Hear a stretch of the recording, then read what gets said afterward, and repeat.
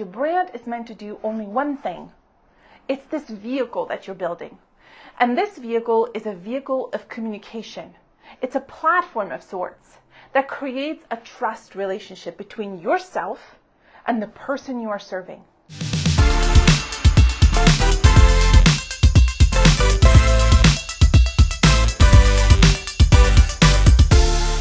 Hi, my name is Bianca and I'm a business and branding strategist. And what that means is that I get to work with entrepreneurs in supporting them to create a very solid business strategy and then take that business strategy and transform it into a creative expression, a brand. Create something that communicates their value proposition. So in the course of my work, I get to see the mistakes that we make as entrepreneurs. I want you to know that these 3 mistakes are very common, and it's super understandable that we would slip into these mistakes and begin to believe these things about ourselves and about our work. So what are these 3 things? First, it's a myth and a mistake to believe that your brand is who you are, that your job is to create a brand that expresses the wholeness of who you are as an entrepreneur.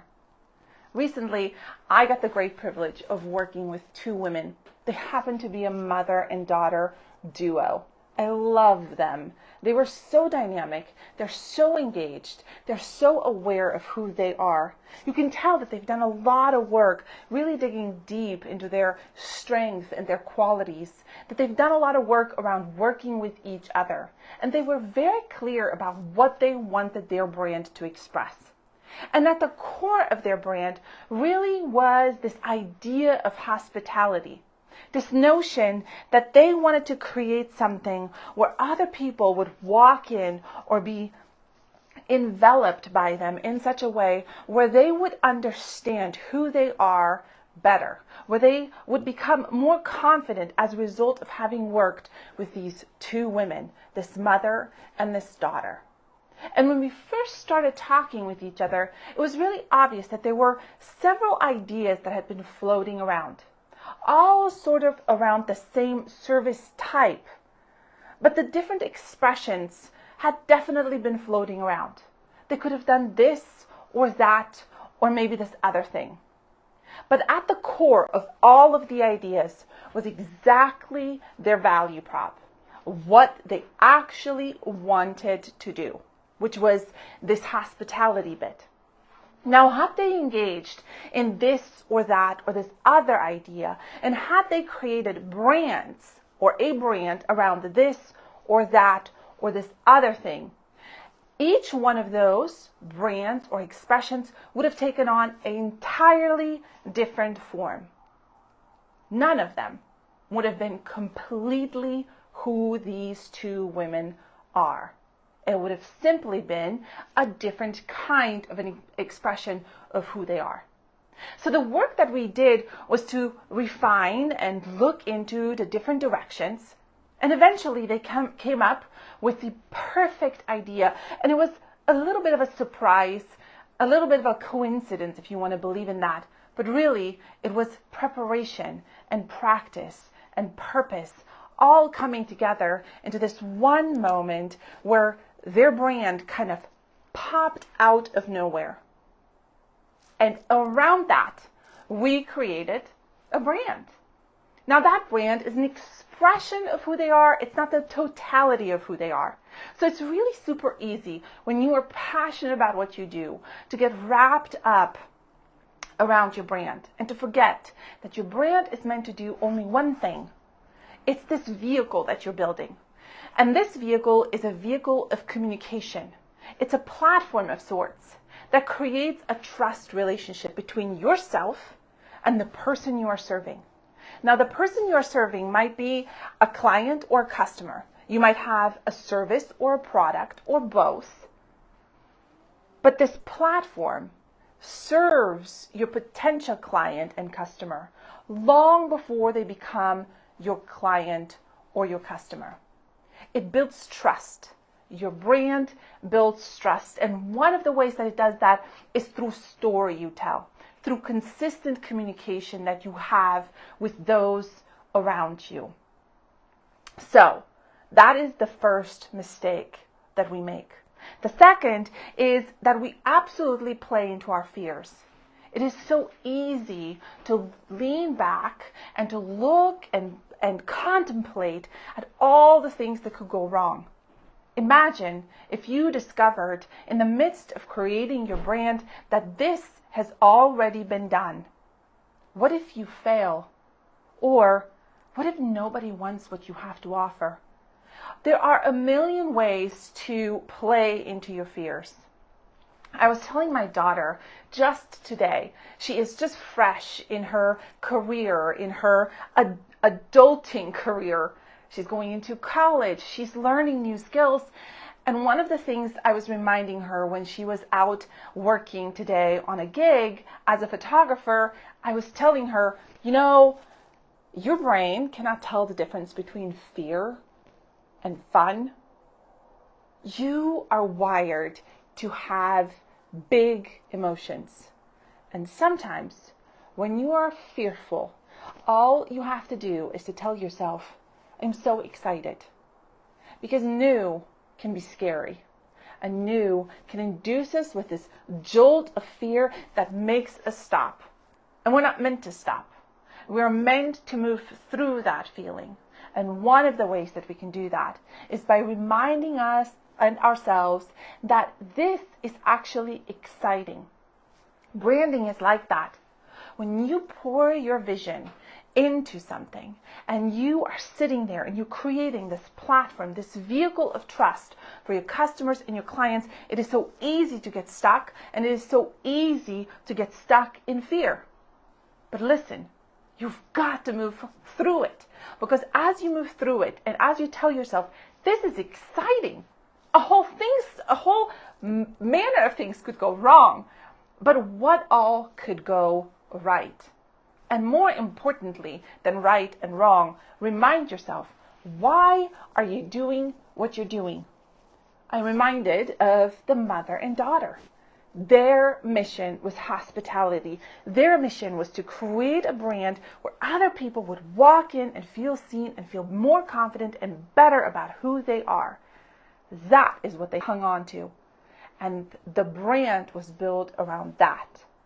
So, the third mistake that we make, and this is one of the mistakes I make often, it is to underestimate how long it takes to build a brand.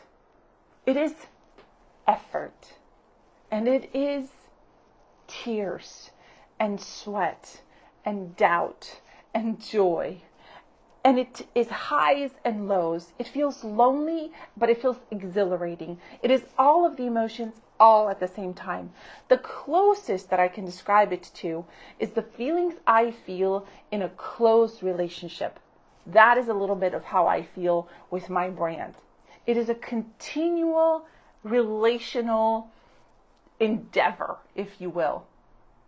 And it takes a long time. Your logo, your fonts, your colors, your beautifully taken headshot, your wonderfully mastered website, your business card, none of those things make a brand. Those are puzzle pieces that fit into the bigger picture that are part of a brand. But not one of those things make the brand. And here is the very disappointing bit. If you had everything ironed out and figured out and put it together, you still would only have a beautifully crafted platform, a beautifully crafted brand, but you wouldn't have the brand presence and the brand longevity and the movement in the brand and the flex in the brand that you want to have to differentiate yourself from everyone else out there. Here's the thing. How do you get that? Well, that is the work part. And the way you do the work is by continually engaging and reminding yourself, why did I start this in the first place? And what tasks and what actions do I take today to make that vision happen? That's really all it takes. And then getting up in the morning and doing it again, and doing it again. So, Business strategy and branding are super interconnected. Very few people connect those two things together because we want to either just build something sort of theoretical that we think might work and spend a lot of energy around that, and we forget that it also needs a vehicle, that it also needs a platform. And then when we go to build the platform, we talk to people who are just really good at building the platform. And those people usually are very, very good at visual and digital design and choosing the right fonts and the right colors and the right things for you. But you want to have a brand that talks to each other, the business part and the brand part, so that you can execute with confidence and diligence and focus every single day. Here's one main point I want you to know about your brand. Your brand does not complete you. This is not Jerry Maguire. I wish it was. You know that scene where they look at each other and they say, "You complete me"? Well, your brand does not complete you. It needs you to step to it, to work and to be focused and to be with it every single day. Stand on that platform and be complete in your own. That is a whole other conversation. But the part that I try to remind myself and my clients of is that the way you are complete is through your life and your health and your spiritual practice and the way you do relationships. All those components complete you so that you can show up and do the work. So you can do it purposefully and with intention, so that you can realize that your brand is simply an expression of who you are. Never, not once, is it all of who you are. Thank you so much for letting me chat with you. This is obviously something I feel very strongly about.